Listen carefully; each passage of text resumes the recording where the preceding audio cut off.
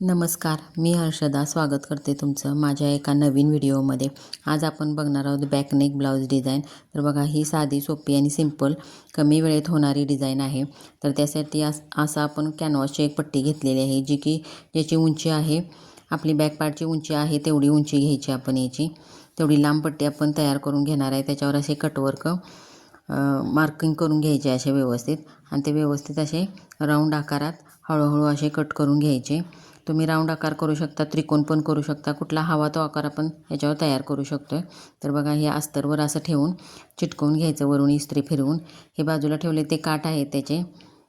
तर आता आपण मशीनवर जाऊयाल, बघूयाल. आता हे मशीनवर आलो आपण. आता याच्यावर ते फिक्स करून घ्यायचे, आपण जे चिटकवलेलं आहे काठावर हे व्यवस्थित फिक्स करून घ्यायचं. आणि हे असं एका साईडनं अशी टीप व्यवस्थित मारत जायचं, जे की चढली नाही पाहिजे आहे कॅनव्हासवर. हळूहळू राऊंड आकारावर फिरवत राहायची टीप व्यवस्थित. हे बघा, हे आता हे कट करून टाकायचं, एक्स्ट्रा जेवढं कापड शिल्लक राहिलेलं आहे तेवढं. हे असं, आणि नॉच मारून घ्यायच्या. नॉच व्यवस्थित मारायच्या, आपली मारलेली टीप तुटली नाही पाहिजे या हिशोबाने मारायच्या. आता हे असं टर्न करून घ्यायचं व्यवस्थित बाहेरच्या बाजूला. तर आता बघा, इथं मी मारतूलचा वापर करतो आहे. राऊंड आकारावर दाबून फिरवलं की ते व्यवस्थित राऊंड आकार निघतात बघा. तर आता परत याच्यावर आपण दाबटीप मारून घ्यायची. नाही मारली तरी पण चालते, पण दाबटीप मारल्यावर फिनिशिंग चांगलं दिसतं, म्हणून दाबटीप मारून घ्यायची. हळूहळू राऊंड आकारातच टीप फिरली पाहिजे या हिशोबाने मारायची. आता जेवढं पण आता कापडात आपलं शिल्लक राहिलेलं आहे, जे कॅनव्हासला आपण चिटकवलेलं होतं ते कट करून घ्यायचं. त्याचा आता काय उपयोग नाही आहे. तर हे बघा, आता पट्टी आपली ही तयार झालेली आहे. आता हा आपला बॅक पार्टवर व्यवस्थित फिक्स करून लावून घ्यायचे आहे. त्यासाठी आधी आपण याला टक्स मारलेले नाही आहेत, ते टक्स मारून घेऊयाला आधी. हे बघा, हे टक्स मारून घ्यायचे. आता वरती अर्धा इंच आपण कट करतो ते कट करून घेतलेलं आहे बघा, कमरेकडच्या साईडला.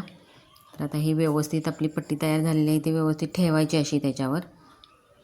व्यवस्थित पिना लावून व्यवस्थित उंचीला बरोबर बसते का आणि बरोबर स्ट्रेट लाईनमध्ये बसते का हे चेक करायचं, आणि नंतर पिना लावून घ्यायच्या. हे बघा, हे अशा आता राऊंड आकारावर अशी फिरवत राहायची, टीप फिरवायची व्यवस्थित. बघा, हे असं.